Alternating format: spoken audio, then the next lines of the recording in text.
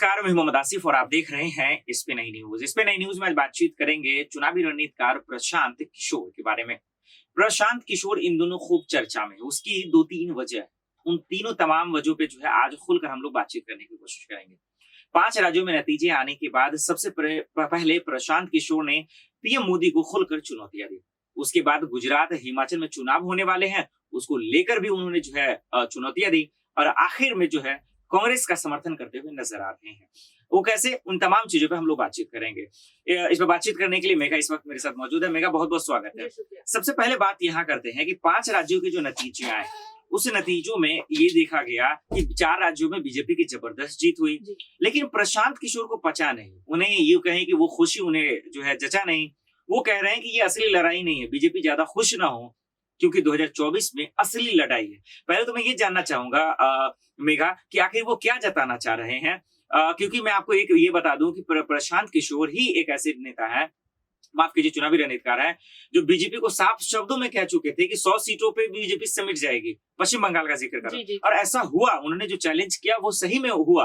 तो क्या उसी की बदौलत फिर से ये 5 राज्यों के नतीजों को देखते हुए पीएम मोदी को चैलेंज ठोक दिया? तो ओवरऑल किस तरह देख रही हैं प्रशांत किशोर के इस बयान को, मेघा? जी देखिए, प्रशांत किशोर जो है जब भी कुछ कहते हैं वो तो पहले ही से खबरों में आ जाती है, क्योंकि उनकी बातें जो है वो कभी ना कभी सही साबित होती है। और आगे चलकर ऐसा ये देखने को मिला है बंगाल चुनाव में, जहां सब बोल रहे थे कि इस बार तो बीजेपी की जीत होगी, लेकिन ममता बनर्जी की सरकार वापस से आ जाती है, क्योंकि उसके पीछे कहीं ना कहीं प्रशांत किशोर का हाथ था। तो वो कितना इंपॉर्टेंट रखते हैं राजनीति में, ये सभी को पता है। और जब वो किसी पार्टी के साथ जुड़ते हैं तो उनका जीतना लगभग 99% जो है वो तय हो जाता है। तो इसी कॉन्फिडेंस में आकर उन्होंने ऐसे बयान दिए हैं कि बीजेपी ज्यादा खुश ना हो, क्योंकि अब जो है वो कांग्रेस के सपोर्ट में है। ऐसा कहा जा रहा है कि प्रशांत किशोर ने कांग्रेस का दामन पकड़ लिया है, कांग्रेस के साथ वो खड़े हैं। तो इस वजह से कहीं ना कहीं उनके स्टेटमेंट आ रहे हैं ऐसे कि वो बीजेपी जो 4 राज्यों में उनकी जीत हुई है उससे खुश ना हो, क्योंकि अभी 2024 के इलेक्शन आने वाले हैं और कहीं ना कहीं 2024 में बीजेपी को टक्कर देने की तैयारी हो रही है। तो मुझे लगता है इस वजह से प्रशांत किशोर ने ऐसे बयान दिए होंगे। ठीक है,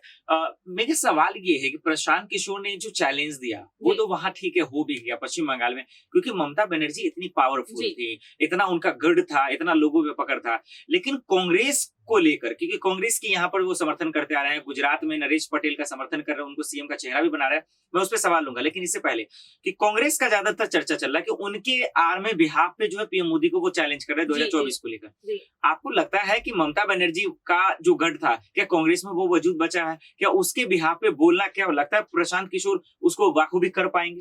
जी देखिए, अभी जिस तरह से मोदी की लहर चल रही है 2024 में, सभी का यही कहना है कि मोदी की सरकार ही वापस आएगी। तो इस वक्त में इतना जब कॉन्फिडेंस है बीजेपी पार्टी का खुद पर, जनता का कॉन्फिडेंस है बीजेपी पार्टी पर, और सभी यही सोच रहे हैं कि 2024 में जो है वो बीजेपी की सरकार ही बनेगी। उस वक्त में जब ऐसे वो बयान देते हैं, तो हालांकि ये बहुत चौंकाने वाला बयान है, क्योंकि कांग्रेस कितना खराब प्रदर्शन कर रही है राज्य में, ये सभी देख रहे हैं कि कांग्रेस अब वो वजूद नहीं रखता है, अब वो पार्टी की इमेज नहीं रही है जो पहले थी। कांग्रेस में अभी भी बहुत सारे विवाद है, अंतरकलह है, बहुत चीजें हैं, लेकिन उसके बाद भी वो कांग्रेस के सपोर्ट में उतरे हैं। तो यहाँ पर मुझे लगता है कि इस बार कहीं ना कहीं प्रशांत किशोर गलत साबित हो सकते हैं, क्योंकि देखिए वहां राज्य सभा के चुनाव की बात हो रही है, राज्य में चुनाव थी, वहां पर ममता बनर्जी बहुत स्ट्रांग थी। तो वहां पर एक प्रेडिक्शन देना अलग बात है, लेकिन आप पूरे देश की बात कर रहे हैं, आप लोकसभा चुनाव की बात कर रहे हो, वहां पर एक प्रेडिक्शन देना कि कांग्रेस जीतेगी, कांग्रेस यहाँ पर आगे आ सकती है, तो मुझे लगता है कि ये थोड़ा कहना मुश्किल हो सकता है मेरे लिए।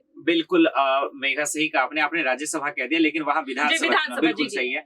इसमें कोई शक नहीं मेघा, मैं एग्री करता हूं कि विधानसभा लोकसभा में आसमान जमीन का फर्क है। उसके एग्जाम्पल ये भी है मेघा, आपने बिल्कुल सही कहा कि भले ही विधानसभा में हार गई हो मोदी सरकार, लेकिन लोकसभा चुनाव में अच्छा प्रदर्शन की 2019 में।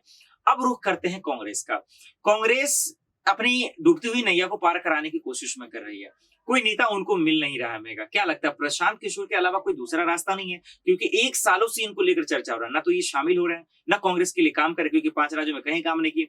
अब गुजरात को लेकर चर्चा हो रही है, आपको लगता है कि वो काम करेंगे या फिर ऐसे ही बता बहस चलता ही रहेगा? जी देखिए, कांग्रेस की गुजरात में थोड़ी सी, अगर पिछले इलेक्शन की बात की जाए 2017 की, तो कांग्रेस ने अच्छा प्रदर्शन किया था गुजरात में। 80 सीटें गठबंधन की सरकार जो थी वो जीत कर लाई थी, और वहीं बीजेपी जो थी वो 99 सीट जीती थी। उसके बाद बहुमत की सरकार बीजेपी बनी थी। लेकिन अभी अगर इलेक्शन की बात की जाए तो पिछले इलेक्शन को देख के लग रहा है कि गुजरात में थोड़ा सा चांसेस है कांग्रेस का, और इस वजह से जो है ऐसे स्टेटमेंट आ रहे हैं, क्योंकि यहाँ स्टेट की बात हो रही है। हर स्टेट में अलग अलग ये चीजें होती है, अलग अलग पार्टी किस तरह से काम करती है। तो यहाँ पर कांग्रेस को मुझे लगता है कि गुजरात में वो पकड़ बना सकती है। पिछले इलेक्शन को देखते हुए मैं ऐसा कह सकती हूँ कि यहाँ पर हो सकती है, क्योंकि देखिए पिछले इलेक्शन में बहुत सारी चीजें थी तो बीजेपी के अगेंस्ट थी। पिछले इलेक्शन में जब जीएसटी लागू हुआ था तो वहां पर बहुत सारे ऐसे बिजनेसमैन थे जो बीजेपी से नाराज थे, और इस वजह से उनकी सीटें भी घटी थी। तो इस बार भी महंगाई का मुद्दा है, बहुत सारे मुद्दे हैं, तो इस सारे मुद्दों पर कांग्रेस खेल सकती है। और मुझे लगता है कि गुजरात में कहीं ना कहीं कांग्रेस इस बार कुछ इतिहास रच सकती है, क्योंकि देखिए लगातार 6 बार जो है गुजरात में बीजेपी की सरकार बनी है। तो मुझे लगता है कि इस बार कहीं ना कहीं इतिहास जो है वो कहीं बदल सकता है और रचा जा सकता है। ठीक है मेघा, लेकिन एक सवाल ये भी है कि प्रशांत किशोर ज्यादातर मेघा वो पर्दे के पीछे ही काम करते हैं, चाहे किसी भी पार्टी के लिए काम किया हो उन्होंने, और देश में शायद ही कोई ऐसी पार्टी है जिसके लिए उन्होंने काम नहीं किया है। बीजेपी, आम आदमी पार्टी, नीतीश कुमार की जेडीयू, आरजेडी, टीएमसी, इन तमाम, कांग्रेस के लिए, तमाम पार्टियों के लिए काम कर चुके हैं।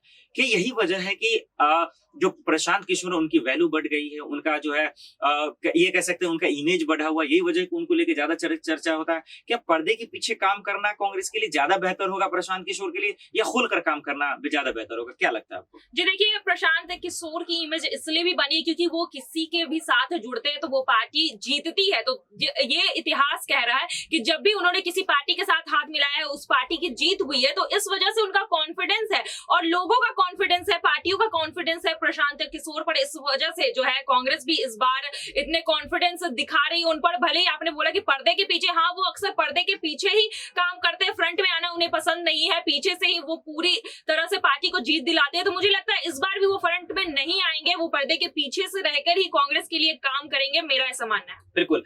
लेकिन एक सवाल ये भी है मेघा कि 5 राज्यों के नतीजे के बाद देखा गया और कहा भी गया, ऐसा चर्चा में भी आया कि शायद सोनिया गांधी इस्तीफा दे देंगे, बट ऐसा हुआ नहीं।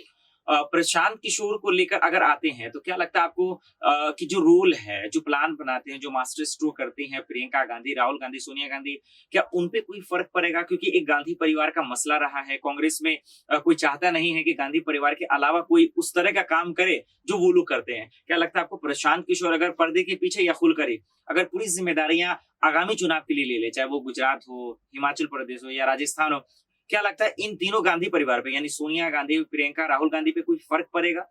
जी देखिए, फर्क उनके पोजीशन को लेकर आप बोल रहे हैं तो बिल्कुल नहीं पड़ेगा। उनका पोजीशन वैसा ही रहेगा जैसे पार्टी में है। भले सलाहकार के रूप में वो रहेंगे, रणनीतिकार के रूप में वो रहेंगे पार्टी में, लेकिन उससे उनकी पोजीशन से मुझे नहीं लगता है कि इन गांधी परिवार के पोजीशन को कोई खतरा है, क्योंकि उन्होंने ही परिवार में उन्होंने ही उन्हें कांग्रेस में इंट्रोड्यूस करवाया। कांग्रेस आगे जाएंगे इस वजह से प्रशांत किशोर को वो लेकर आया। तो मुझे नहीं लगता कि उन्हें अपने पोजीशन की चिंता होगी और उनकी पोजीशन कहीं खतरे में पड़ेगी, क्योंकि देखिए मुझे पता है कि प्रशांत किशोर फ्रंट पे तो आएंगे नहीं।